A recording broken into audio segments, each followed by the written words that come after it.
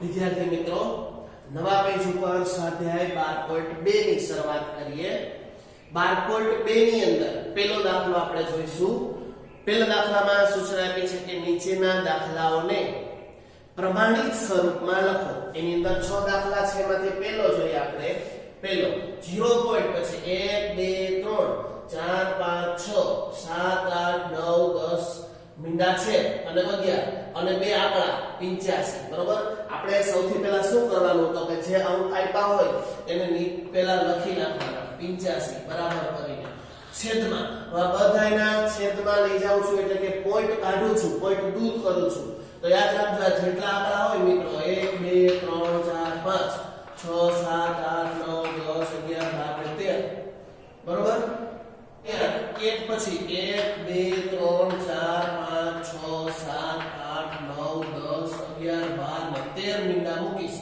જેટલા અંકો હોય એટલા મીંડા મૂકવા પડે આ આપણો પહેલો નિયમ છે પ્રમાણિત સ્વરૂપમાં દર્શાવવા માટેનો ઉપર જેટલા આંકડા હોય કુલ આંકડા એટલા નીચે એકલા પછીના મીંડા મૂકવાના અહીંયા 11 મીંડા અને આઠડો અને પાંચડો એટલે કે 12 અને 13 એમ કુલ 13 અંકો છે એટલે માં 13 મીંડા મૂક્યા છે એમાં એકડો ન ગણાય મીંડા 13 બરોબર 85 જે અંક આપ્યો તો એ 85 અંશમાં અને છેદમાં એ પોઈન્ટ દૂર કરવા માટે જેટલા અંક છે એટલા મીંડા મૂક્યા હવે આને હું આવી રીતે લખી શકું 85 છેદમાં 10 ની માથે 13 ઘાત બરોબર આ 13 મીંડા છે જેટલા મીંડા હોય એટલી ઘાત લખવાની 85 ના છેદમાં 10 ની માથે 13 ઘાત એટલે કે 8.5 ગુણ્યા 10 10 ની માથે 13 ઘાત બરાબર આને હું ઉપર લઈ જાવ એટલે 8.5 ગુણ્યા 10 ગુણ્યા 10 ની માથે 13 ઘાત કેવી આવશે ઉપર જશે એટલે માઈનસ થઈ જશે એટલે -13 ઘાત હવે તાઈ હોય તો મિત્રો એક ઘાત હોય 13 માંથી એક બાદ કરીએ એટલે કેટલી વધે 12 વધે ને તો બસ ઈ આપણો જવાબ 8.5 ગુણ્યા 10 ની માથે 12 ઘાત કેવી માઈનસ બરોબર આ આપણો જવાબ ગણાય નેક્સ્ટ એવો જ બીજો દાખલો 0 પોઈન્ટ પછી 1 2 3 4 5 6 7 8 9 10 11 મીંડા 1 2 3 12 14 અંકો છે એટલે સૌથી પહેલા આપ્યા છે અંશમાં લખીએ 942 ના છેદમાં 10 એક પછી 1 2 3 4 5 6 7 8 9 10 11 12 13 ને 14 અંકો એટલે 14 મીંડા બરોબર અહીંયા જેમ કહ્યું હતું એમ જ અહીંયા 13 અંકો હતા એટલે 13 મીંડા મૂક્યા 14 છે તો 14 મીંડા મૂકીએ હવે આપણે લખી શકીએ કે 942 ના છેદમાં 10 ની માત્રા કેટલી આવશે 14 ઘાત બરોબર આ 13 હતી તો 13 લખી હવે અહીંયા લખીએ 9.42 ગુણ્યા 10 ની માથે 2 ઘાત 2 અંક છે એટલે એક આંકડા પછી પોઈન્ટ અને 10 ની માથે 14 ઘાત 10 ની માથે 14 નો આગળ લઈ જાઓ 9.42 ગુણ્યા 10 ની માથે 2 ઘાત હતી હવે અહીંયા જેમ કહ્યું એમ જ થશે ગુણ્યા 10 ની માથે 14 ઘાત પણ કેવી માઈનસ ઉપર જાય એટલે 14 માંથી 2 જાય તો 12 વધે એટલે કે 9.42 ગુણ્યા 10 ની માથે 12 ઘાત પણ 12 માઈનસ આવશે -12 ઘાત આપણો જવાબ બનશે નેક્સ્ટ ત્રીજો દાખલો જોઈએ 602 પછી 1 2 3 4 5 6 7 8 9 10 11 12 13 મીંડા છે એટલે આપણે આમ લખી શકીએ કે 602 ગુણ્યા 1 2 3 4 5 6 7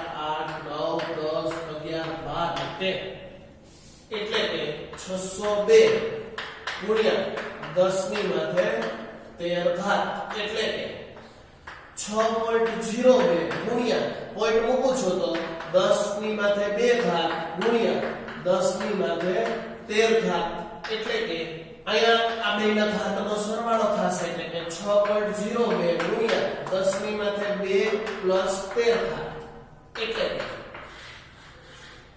6.02 ગુણ્યા 10 ની માથે 15 ઘાત આ આપણો જવાબ આવે. નેક્સ્ટ દાખલો 0.1 2 3 4 5 6 7 8 9 10 ને 11 એટલે કે 837 ના છેદમાં 1 2 3 4 5 6 7 8 9 10 11 મીંડા થશે. એટલે કે 837 ના છેદમાં 10 ની માથે 11 ઘાત એટલે કે 8.37 ગુણ્યા પોઈન્ટ મૂકું બે આંકડા પછી તો 10 ની માથે 2 ઘાત આવે બરોબર છેદમાં 10 ની માથે 11 ઘાત ઉપર લઈ જાઓ તો 8.37 ગુણ્યા 10 ની માથે 2 ઘાત ગુણ્યા 10 ની માથે -11 ઘાત થશે. 11 માંથી 2 જાય તો 9 એટલે કે 8.37 ગુણ્યા 10 ની માથે કેવી -9 ઘાત જવાબ મળે. નેક્સ્ટ 3186 પછી 1 2 3 4 5 6 અને 7 મીંડા એટલે કે આમ લખી શકીએ આપણે બરાબર 3186 ગુણ્યા 1 પછી આ 3 ને 6 ને 7 મીંડા 2 3 4 5 6 ને 7 એટલે કે આને આપણે લખીએ 3186 ગુણ્યા 10 ની માથે 7 ઘાત 3.186 ને અહીંયા પોઈન્ટ પછી 3 આંકડા છે એટલે 10 ની માથે 3 ગુણ્યા 10 ની માથે 7 ઘાત ગુણાકાર છે એટલે ઘાતનો સરવાળો 86 ગુણ્યા 10 ની માથે 3 + 7 એટલે કે 3.186 ગુણ્યા 10 ની માથે 7 ને 3 10 ઘાત આપણને આપણો જવાબ મળી શકે. નેક્સ્ટ બીજો દાખલો જોઈએ. સામાન્ય સ્વરૂપે લખો. એમાં પહેલો 3.02 ગુણ્યા 10 ની માથે -6 ઘાત એટલે કે પોઈન્ટ કાઢી નાખીએ તો 302 થઈ જાય. પોઈન્ટ પછી બે આંકડા છે પણ માઈનસમાં આવશે -2 ઘાત ગુણ્યા 10 ની માથે -6 ઘાત એટલે કે 302 ગુણ્યા 10 ની માથે -2 ઘાત ગુણાકાર છે એટલે પ્લસ -6 ઘાતનો સરવાળો એટલે કે 302 ગુણ્યા 10 ની માથે -8 ઘાત 302 ના છેદમાં 8 ઘાત છે એટલે 1 2 3 4 5 6 7 ને 8 મીંડા મૂકી શકીએ. એટલે કે આપણે જેમ આગલો દાખલો ગણ્યો એવી જ રીતે એ રકમ હતી ને અહીંયા જવાબ આવશે. ઊંધો દાખલો છે એના કરતા 0 પોઈન્ટ પછી 1 2 3 4 ને 5 મીંડા અને 6 7 ને 8 3 થઈ ગયા. આપણે અહીંથી આમ ઊંધું ચાલુ થતું બરોબર. આ દાખલામાં આમ ઊંધો જવાબ આવશે. પેલામાં રકમ હતી ઈ જવાબ આવશે. આમાં જવાબ છે ઈ રકમ આવશે. આડા અવળું છે બંને બાકી સહેલું જ છે. બીજો દાખલો જોઈએ. 4.5 ગુણ્યા 10 ની માથે 4 ઘાત એટલે કે 45 ના છેદમાં 10 લખી શકું ગુણ્યા 10 ની માથે 1 2 3 4 ઘાત એક એક મીંડું ઉડે તો 45 ગુણ્યા 1 2 3 એટલે 45,000. ત્રીજો દાખલો જોઈએ. 3 ગુણ્યા 10 ની માથે 8 ઘાત એટલે 3 છેદમાં 10 ની 8 ઘાત એટલે 3 4 5 6 7 અને 8 મીંડા એટલે કે 0.3 મૂકી દેવાના પછી કેટલા મીંડા 1 2 3 4 5 6 અને 7 મીંડા ઘટે એટલે 7 મીંડા મૂકીએ એટલે આપણો જવાબ આવી જાય. નેક્સ્ટ દાખલો 1.0001 ગુણ્યા 10 ની માથે 9 ઘાત. પહેલા પોઈન્ટ બાદ કરીએ આપણે કે પોઈન્ટ કાઢવો હોય તો પોઈન્ટ પછી 1 2 3 4 આંકડા છે એટલે 1 2 3 ને 4 10 ની માથે 9 ઘાત છે એટલે 1 2 3 4 5 6 7 8 ને 9 1 2 3 4 મીંડા ઉડાડી દઈએ. 1 2 3 4 5 1 2 3 4 5 એટલે 1 2 3 4 5 1 2 3 4 5 એ દાખલો તો જવાબ બની જશે. નેક્સ્ટ દાખલો 5.8 ગુણ્યા 10 ની માથે 12 ઘાત. 5.8 માં પહેલા તો પોઈન્ટ કાઢવો હોય તો 10 પોઈન્ટ પછી એક આંકડો છે એટલે 10 અને 10 ની માથે 12 મીંડા 1 2 3 4 5 6 7 8 9 10 11 12 એક એક મીંડું ઉડ્યું 58 ગુણ્યા એક ઉડી જાય એટલે 11 મીંડા વધશે 1 2 3 4 5 6 7 8 9 10 ને 11 એટલે 58 પછી સીધા 1 2 3 4 5 6 7 8 9 10 ને 11 મીંડા આપણો જવાબ આવે.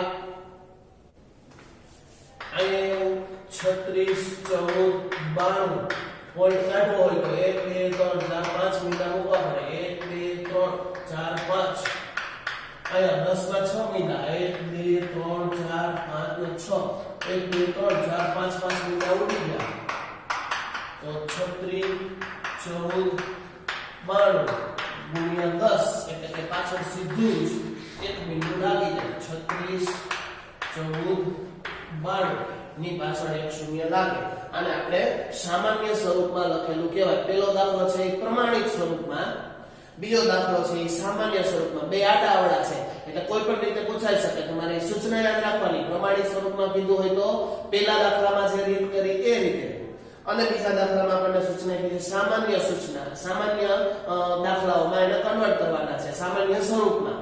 તો આ રીતના દાખલાઓ છે આપણે બંને આડાઅવળા કોઈ પણ રીતના ટેસ્ટના પરીક્ષામાં પૂછાય તો આપણને આવડતા હોવા જોઈએ.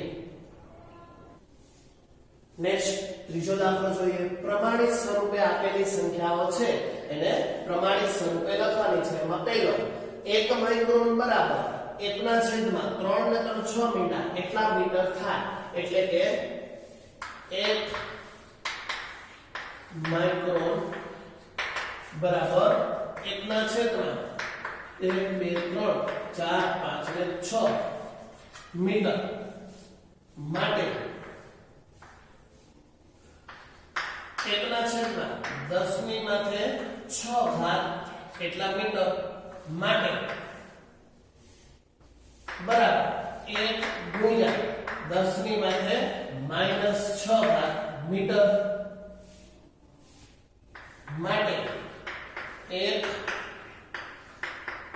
માઇક્રોન બરાબર 1 ગુણ્યા 10 ની માથે -6 ઘાત મીટર માટે 1 માઇક્રોન બરાબર 1 ગુણ્યા 10 ની માથે 6 ઘાત મીટર થાય. આપણને પ્રશ્નમાં પૂછ્યું છે કે થાય કે નહીં, તો આપણે કહી શકીએ કે 1 ગુણ્યા 10 ની માથે -6 ઘાત મીટર થઈ શકે, થાય. નેક્સ્ટ દાખલો ત્રીજાની અંદર બીજો. એક ઇલેક્ટ્રોનનો વીજભાર 0.0003 3 6 9 12 15 મીટર અને પછી 16 કુલંબ છે. બરાબર? તો 16 મીટર અને 17 18 19 20 એટલે આમ લખી શકાય આપણે 16 ના છેદમાં 20 મીટર કરવા પડશે. 1 2 3 4 5 6 7 8 9 10 11 12 13 14 15 16 17 18 19 20 કુલંબ 1.6 ગુણ્યા 10 પોઈન્ટ મૂકો હોય તો પોઈન્ટ આવે એના નીચે 10 ના છેદમાં 20 કુલંબ એટલે કે 1.6 ગુણ્યા 10. આને ઉપર લઈ જાવ તો ગુણ્યા 10 ના છેદમાં -20 ઘાત. અહીં કાઈ ન હોય તો એક ઘાત તો હોય જ એટલે 1.6 10 માંથી 1 -20 1 માંથી 20 બાદ તો થાય ફરજિયાત કરીએ એટલે 1.6 ગુણ્યા 10 ની માથે 20 માંથી થાય એટલે 19 પણ કેવી -19 ઘાત.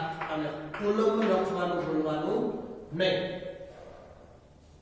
માટે આપણે કહી શકીએ કે એક ઇલેક્ટ્રોનનો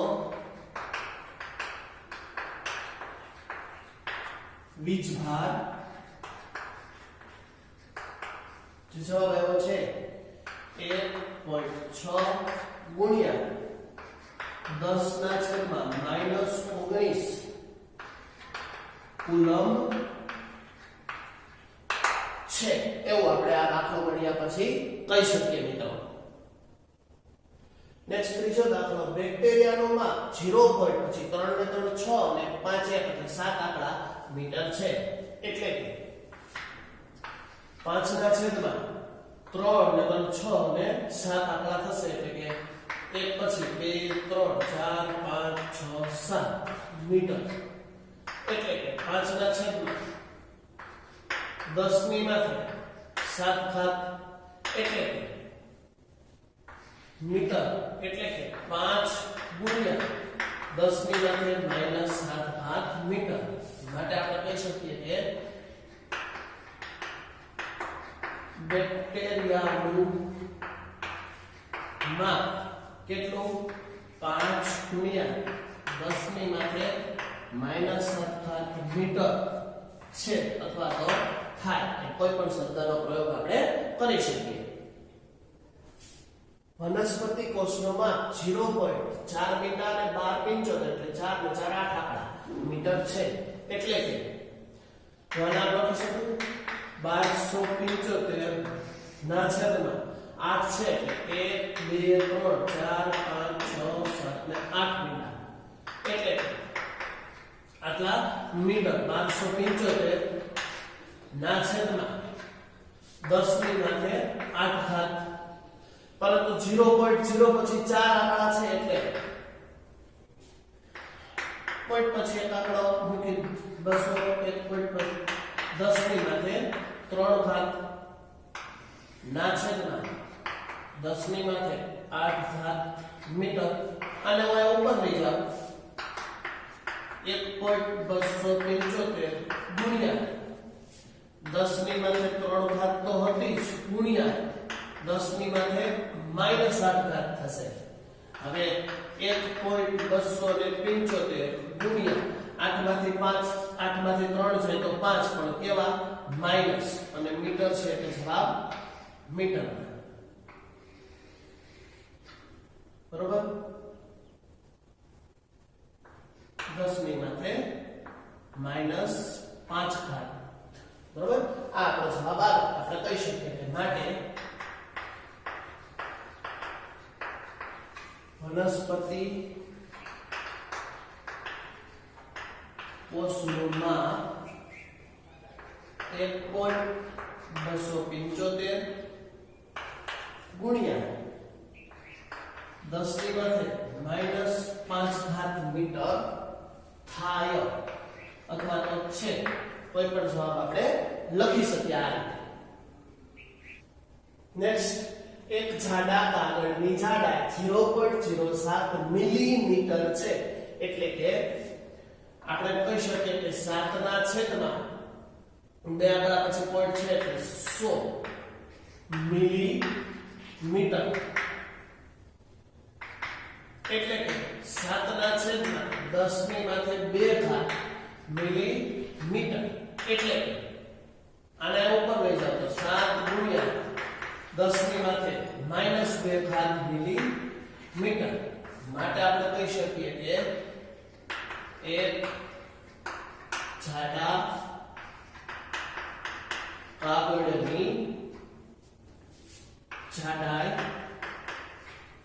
7 ગુણ્યા 10 ની માથે -2 મિલીમીટર છે અથવા તો થાય એવું આપણે કહી શકીએ. ખૂબ જ નાનો અને સહેલો દાખલો. બે સ્ટેપમાં જવાબ આવી જાય એવો દાખલો છે મિત્રો. આટલા બધા દાખલા ગણ્યા પછી હવે આ દાખલો ખૂબ જ સહેલો લાગે આપણને આવડવો જોઈએ. આ પ્રકરણના છેલ્લા દાખલા તરફ આપણે આગળ વધીએ મિત્રો. એક થપ્પીમાં કાગળની થપ્પી હોય ને એક ઉપર તેવી 20 મિલીમીટર જાડાઈ હોય તેવી 5 ચોપડી અને 0.016 મિલીમીટર જાડાઈના 5 કાગળ ગોઠવેલા છે. તો થપ્પીની કુલ ઊંચાઈ શોધો. હવે એક ચોપડીની જાડાઈ કેટલી આપેલી છે 20 મિલીમીટર છે. માટે 5 ચોપડીની જાડાઈ બરાબર કેટલી થાય? ત્રિરાશી મૂકીએ મિત્રો. 5 ગુણ્યા 20 ના છેદમાં 1 એટલે કે 20 કેટલા થશે? 100 મિલીમીટર. હવે એક કાગળની જાડાઈ 0.016 મિલીમીટર છે. માટે 5 કાગળની જાડાઈ બરાબર કેટલી થાય? પ્રશ્નાર્થ ચિહ્ન એટલે કે 5 ગુણ્યા 0.016 ના છેદમાં 1 મિલીમીટર એટલે કે 16 ×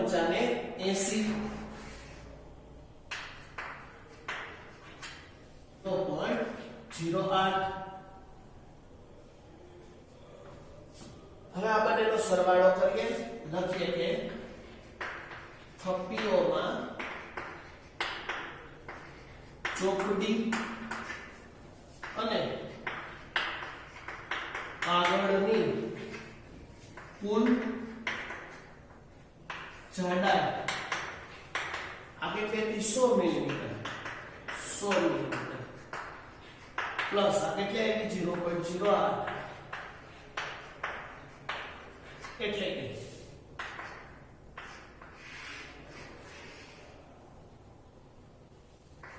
100.08 મિલીમીટર. હવે આ 100.08 મિલીમીટર ને પ્રમાણિત સ્વરૂપમાં આપણને આવડે છે મિત્રો. હવે પ્રમાણિત સ્વરૂપમાં 1.3 ગુણ્યા 10⁻²² મિલીમીટર આવી રીતે લખી શકાય છે, જે આપણને આવડે છે. એટલે આપણે કહી શકીએ કે આમ થપ્પીની કુલ ઊંચાઈ કેટલી આવશે? 1.008 ગુણ્યા 10⁻² મિલીમીટર થાય. તો મિત્રો આ રીતે આપણે અહીંયા આખું પ્રકરણ પૂરું કરીએ છીએ. દરેક વિદ્યાર્થીએ સારા અક્ષરે પાકા ચોપડામાં આખું પ્રકરણ રકમ અને જવાબ સહિત લખવાનું છે તથા વધારે દાખલાઓની પ્રેક્ટિસ રફ બુકમાં પ્રેક્ટિસના દાખલાઓની કરવાની છે.